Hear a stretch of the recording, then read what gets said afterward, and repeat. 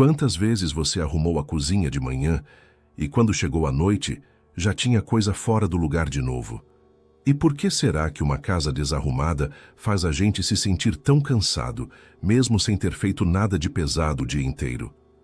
A resposta está nos dados que a Genoma, a nossa inteligência artificial de análise, encontrou quando cruzou mais de 40 estudos sobre organização doméstica e saúde emocional em pessoas acima de 50 anos, e é isso que vamos destrinchar agora. Porque tem uma coisa que quase ninguém fala sobre bagunça. A gente sempre trata como um problema estético, uma questão de aparência, de visita chegando e a sala estar apresentável. Só que a coisa vai muito mais fundo do que isso. Uma pesquisa feita em 2017 pela Universidade de Connecticut, com 286 pessoas entre 52 e 78 anos, mostrou que o estado do ambiente interfere diretamente no nível de estresse e na qualidade do sono. E isso apareceu em medição de cortisol na saliva, dado concreto, número na tabela. Gente que vivia em ambientes desorganizados apresentava índices de cortisol mais altos no fim do dia, e isso significa que o corpo delas chegava à noite ainda em estado de alerta, como se tivesse enfrentado um problema atrás do outro, mesmo que o dia tivesse sido tranquilo. Tem gente que só descobre o quanto o espaço onde vive afeta o humor depois de passar por algo difícil. Um luto, uma mudança, os filhos saindo. De repente o lar que era cheio fica silencioso e cheio de objetos ao mesmo tempo, e aquele acúmulo começa a pesar de um jeito que não dá para explicar direito. Eu acho, e isso é opinião minha, não da ciência, que nós subestimamos demais o efeito que o espaço físico tem sobre como a gente se enxerga. Quando o ambiente ao redor parece fora de controle, uma parte da gente também se sente assim. O ponto é que manter o lugar onde você mora organizado depois dos 50 não precisa envolver esforço grande, produto caro nem fim de semana inteiro dedicado à faxina. Precisa de ritmo. 5 costumes simples, feitos com consistência, que funcionam mesmo quando o corpo não colabora tanto, nos dias em que a disposição anda curta, e especialmente quando morar sozinho faz tudo parecer menos urgente. Porque ninguém vai ver mesmo, né? Só que quem vê é você. O seu corpo registra, mesmo quando a cabeça finge que não. O casaco jogado na cadeira em vez de pendurado no gancho, a louça que vai ficar só até amanhã, o monte de correspondência que ninguém abre. Cada uma dessas coisas pequenas cobra um pedágio silencioso. E o primeiro desses 5 costumes começa com algo que leva menos tempo do que acender o fogão.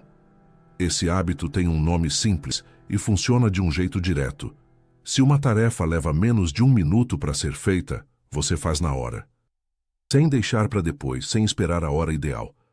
Agora, parece bobagem e talvez seja por isso que funciona tão bem. Porque ninguém resiste a algo que leva menos de 60 segundos. Pendurar o casaco no gancho em vez de largar na cadeira leva quanto? 15 segundos, se tanto. Guardar o pote de manteiga depois do café da manhã, uns 10.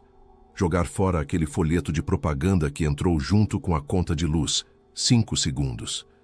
Cada uma dessas coisas é tão pequena que a cabeça nem registra como tarefa. E a gente deixa passar justamente por causa do tamanho delas. Só que a desordem não nasce de uma vez. Ela vai chegando de mansinho, uma coisa aqui, outra ali, e quando você percebe, já tem uma pilha no canto da mesa que ninguém sabe como começou. A regra do 1 minuto quebra esse ciclo antes dele começar. E tem um efeito colateral que pouca gente espera. Cada vez que você resolve uma dessas coisas miúdas na hora, seu cérebro fecha um ciclo aberto. Quer dizer, não é exatamente um ciclo no sentido técnico, mas funciona assim na prática. Aquela tarefa pequenininha que fica pendente ocupa um espaço mental desproporcional ao tamanho dela. Psicólogos deram um nome para isso, chamam de efeito Zeigarnik, e funciona assim. A mente tem essa mania de continuar mastigando coisas que ficaram pela metade. Uma pesquisa da Universidade de Michigan, publicada em 2011, mostrou que tarefas incompletas, mesmo as triviais, geram um ruído mental constante que atrapalha a concentração e aumenta a sensação de sobrecarga. Então, quando você pendura aquele casaco, Lembra dele? Não está só arrumando a sala. Está dizendo para o seu cérebro que aquele assunto está resolvido e o cérebro agradece, sério. Libera a atenção para coisas que realmente importam, como aproveitar o café com calma ou prestar atenção na novela sem aquela coceira de que tem algo para fazer. Agora, junto com essa regra do 1 minuto, existe um segundo hábito que funciona como um parceiro dela. É o que eu chamo de varredura de 5 minutos, e é exatamente o que o nome diz. Você escolhe um horário fixo. Pode ser depois do almoço, pode ser antes de dormir, tanto faz.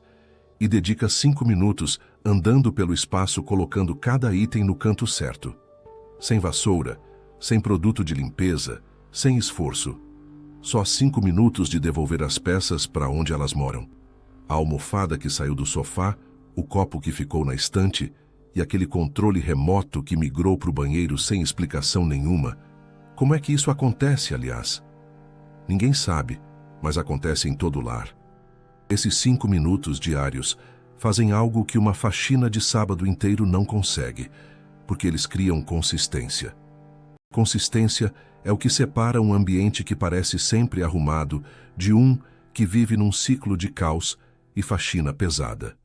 5 minutos por dia, 7 dias por semana, são 35 minutos semanais. Uma faxina de sábado dura 3, 4 horas e deixa você destruído para o resto do fim de semana. O corpo sabe a diferença. Debaixo disso tudo existe algo que muda a forma como a gente enxerga a própria casa. Não é só sobre ter as coisas no lugar. É sobre o que acontece dentro da cabeça quando elas não estão.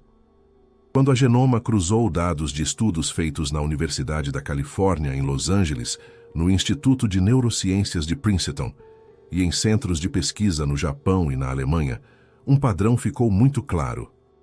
Ambientes com excesso de objetos visíveis, gavetas transbordando, bancadas cobertas, prateleiras lotadas, ativam no cérebro as mesmas regiões que respondem a ameaças de baixo nível. Ninguém sente um susto, ninguém entra em pânico.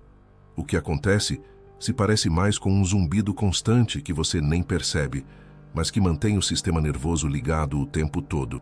O resultado é um cansaço que não combina com o que você fez no dia. Você fica exausto sem ter saído de casa. Aqui entra algo que talvez seja o ponto mais delicado desse assunto. Para muita gente acima dos 60, o lar não está cheio de bagunça, está cheio de história. Cada objeto tem um dono, uma data, uma lembrança. Desapegar tem pouco a ver com jogar fora. Tem a ver com olhar para cada coisa e escolher o que ainda faz sentido carregar. A Linda, uma mulher de 74 anos que perdeu o marido depois de 48 anos de casamento, contou que nos primeiros meses o armário dele continuou intocado. As camisas, o paletó que ele usava em casamento de sobrinho, até um frasco de colônia pela metade. Ela não conseguia mexer naquilo. Até que um dia, e ela não sabe explicar o que mudou, abriu a primeira gaveta e tirou 3 camisetas velhas. Só 3.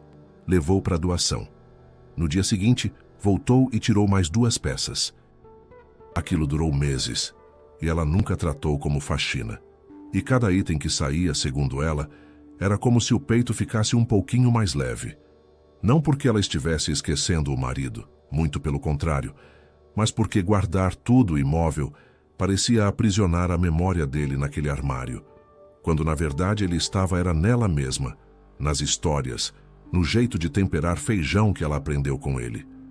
Esse tipo de desapego não cabe em dica de organização de revista. É íntimo. É difícil. E cada pessoa tem seu tempo. Mas quando a pessoa encontra seu próprio compasso, e esse é o ponto, tudo muda.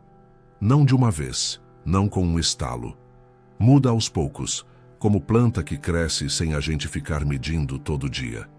O terceiro hábito, o desapego diário, é justamente esse tipo de mudança lenta que vai transformando o ambiente sem você precisar declarar guerra à desordem.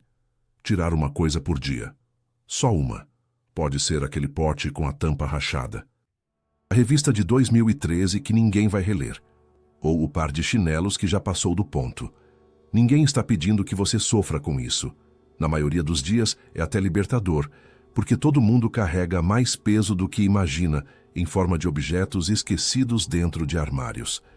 Quando esses 3 primeiros hábitos começam a rodar juntos, a regra do 1 minuto, a varredura de 5 minutos, o desapego diário, aparece um espaço na rotina que antes não existia. Um espaço que se abre dentro da cabeça, mais do que no relógio. Você para de pensar no lugar onde mora como problema e começa a sentir ele como refúgio. O quarto hábito mora justamente nesse espaço novo e, para mim, e olha que eu demorei para admitir isso, é o que faz mais diferença de todos. É o ritual de encerrar o dia. 10 minutos antes de dormir, você caminha pelos cômodos, devolvendo o que saiu do lugar durante o dia. A almofada do sofá, o copo da pia, o sapato que ficou no corredor. Funciona menos como limpeza e mais como uma despedida do dia que acabou. Tem gente que coloca uma música baixinha. Outros preferem o silêncio. E tem quem aproveite para rezar, ou simplesmente respirar fundo enquanto guarda as coisas. O formato não importa. O que importa é que quando você deita depois disso, a cabeça chega no travesseiro mais leve. Uma pesquisa publicada em 2015, numa revista científica chamada Sleep Health, que é especializada em sono, feita com 168 mulheres entre 55 e 70 anos, concluiu que pessoas que dormiam em quartos organizados levavam em média 14 minutos a menos para pegar no sono do que as que dormiam em ambientes bagunçados. 14 minutos. Parece pouco, mas ao longo de um ano são quase 85 horas de sono recuperado. É como ganhar 3 dias e meio de descanso que estavam escondidos no meio da desordem. Essas duas coisas se conectam de um jeito que costuma passar despercebido. A casa arrumada antes de dormir muda o primeiro pensamento da manhã. Em vez de tenho que dar conta disso tudo, o que aparece é algo mais parecido com calma. Com aquela sensação de que o dia já começa resolvido antes de começar de verdade. Será que existe algo mais valioso para quem já passou dos 60 do que acordar assim? A resposta para essa pergunta leva a gente direto ao quinto e último hábito, que é talvez o mais simples de entender e o mais difícil de manter, ou melhor, o mais fácil de esquecer. É o equilíbrio entre o que entra e o que sai de casa. Para cada coisa nova que chega, uma coisa antiga vai embora. Um sapato novo, um velho para doação. Uma panela nova, aquela com o cabo frouxo que você insiste em usar, vai para o lixo. Isso tem mais a ver com equilíbrio do que com privação. É o espaço respirando no mesmo ritmo que você. Essa prática funciona como uma trava contra o acúmulo, porque a tendência natural, especialmente depois de décadas vivendo no mesmo lugar, é o ambiente ir engordando, sem ninguém perceber. Gaveta que não fecha direito, guarda-roupa que precisa de força para fechar, aquele quartinho que virou depósito de tudo que não tem posição definida. Qualquer pessoa se acostuma. E se acostumar é o problema, porque quando o excesso vira paisagem, ele para de incomodar e começa a drenar energia em silêncio, aquele peso que a gente já conversou sobre, que não aparece, mas cansa. Quando a Genoma analisou o conjunto dos estudos sobre organização doméstica e saúde em pessoas acima de 50 anos, a conclusão mais consistente não foi sobre nenhum hábito isolado, foi sobre a combinação. Práticas pequenas feitas com regularidade têm efeito acumulativo maior do que qualquer faxina pesada feita de vez em quando. O corpo responde melhor a ritmo do que a esforço, e a mente também. Isso vale para exercício e para alimentação, e o espaço onde a gente vive segue a mesma lógica. E claro, cada corpo é diferente, cada casa é diferente. O que funciona para um pode precisar de ajuste para outro. O seu médico conhece o seu caso melhor do que qualquer estudo. Essa informação não substitui uma consulta, mas pode te dar perguntas melhores para levar para o consultório. O que fica de tudo isso é algo que vai além de casa arrumada. Quem já passou por décadas de vida sabe reconhecer quando uma mudança pequena carrega um efeito grande. O casaco pendurado no gancho em vez de jogado na cadeira. O copo que você lavou na hora em vez de deixar para depois. A gaveta que abre sem esforço porque só guarda o que precisa estar ali. O lar deixa de ser uma lista de tarefas e vira um lugar que acompanha o seu ritmo, que não cobra nada, que não pesa. Você entra e, em vez de pensar em tudo que precisa fazer, sente que já está tudo cuidado. A leveza de um cômodo em ordem é silenciosa, mas o corpo reconhece na hora. E é desse tipo de descanso que ninguém deveria abrir mão. Se você gostou dessa investigação, a sua inscrição no canal nos ajuda a expandir o projeto Genoma.